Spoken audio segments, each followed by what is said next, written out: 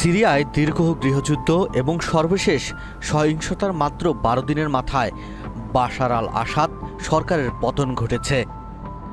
দেশটি থেকে বিমানযোগে পালিয়ে যেতে বাধ্য হয়েছেন বাশার আল আসাদ।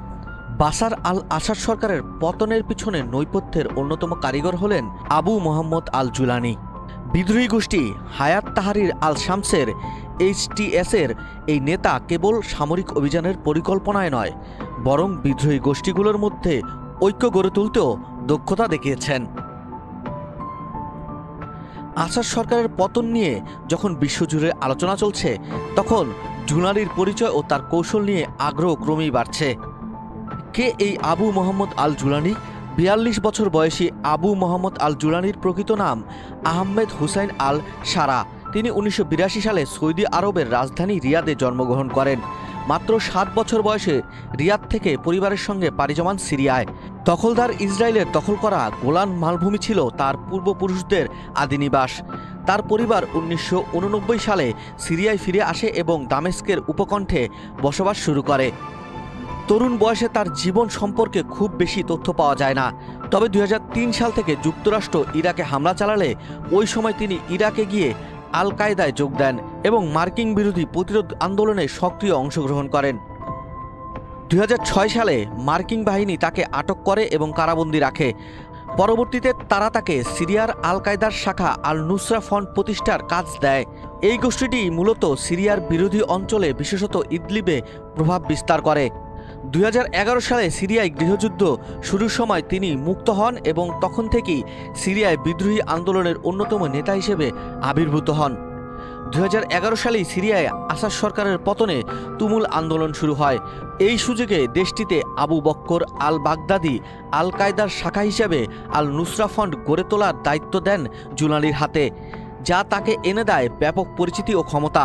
আর এই সুযোগটি খুব ভালোভাবে ব্যবহার করেন জুলানি। সিরিয়ার ইদলিব অঞ্চলে তৈরি করেন তার বাহিনীর শক্ত অবস্থান। তার নেতৃত্বে আল নুসরা ফ্রন্ট সিরিয়ার বিভিন্ন অঞ্চলে ব্যাপক প্রভাব বিস্তার করে। তবে ২০১৩ সালে বাগদাদির সঙ্গে মতবিরোধ হলে জুলানি আল নুসরা ফ্রন্টকে নতুনভাবে সংগঠিত করেন। ২০১৬ সালে সিরিয়ার বিদ্রোহীরা ক্রমেই দুর্বল হতে থাকলে জুলানি বিদ্রোহী গোষ্ঠীগুলোর মধ্যে ঐক্য গড়ার চেষ্টা করেন। তিনি আল নুসরা ফ্রন্টের নাম পরিবর্তন করে জাবাহাত ফাতা আল শামস রাখেন। পরে ছোট্ট ছোট্ট বিদ্রোহী গোষ্ঠীগুলোকে একত্রিত করে হায়াত আল তাহরির আর শামস HTS প্রতিষ্ঠা করেন। সাম্প্রতিক সময়ে বিদ্রোহীদের অভিযানে জুলানিই ছিলেন মূল পরিকল্পনাকারী ও কৌশলবিদ। বিদ্রোহীরা প্রথমে আলেপ্পো এবং পরে হামা শহর দখল করে। এরপর ১২ দিনের মধ্যেই তারা রাজধানী দামেস্কে প্রবেশ করে এবং আসাদের শাসনের অবসান ঘটায়। এই পুরো অভিযানেই জুলানির নেতৃত্ব ছিল অত্যন্ত গুরুত্বপূর্ণ। তার কৌশল ছিল বিদ্রোহী গোষ্ঠীগুলোর মধ্যে ঐক্য প্রতিষ্ঠা করা এবং তাদের একটি শক্তিশালী সামরিক ও রাজনৈতিক কাঠামোতে নিয়ে আসা। জুলানির পরিকল্পনা এবং নেতৃত্বে বিদ্রোহী যোদ্ধাদের মনোবল বাড়িয়েছে এবং আসাদের অনুগত বাহিনীর পতন ত্বরান্বিত করেছে। ২০১৭ সালে জুলানির নেতৃত্বে ইদলিবে সিরিয়ান সেভলেশন গভর্নমেন্ট প্রতিষ্ঠিত হয়, যা কার্যত HTS-এর প্রশাসনিক শাখা। এই সরকারের অধীনে ইদলিব পরিচালিত হলেও তাদের কঠোর শাসননীতি নিয়ে বিভিন্ন মহলে সমালোচনা রয়েছে। বিরোধীদের দমন এবং মত প্রকাশের স্বাধীনতার বাধা দেওয়ার অভিযোগ ওঠে।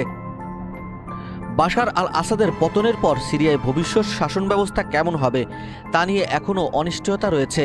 তবে জুলানি সিরিয়ার বিদ্রোহী গোষ্ঠীগুলোর একমাত্র গ্রহণযোগ্য নেতা হিসেবে আবির্ভূত হয়েছেন।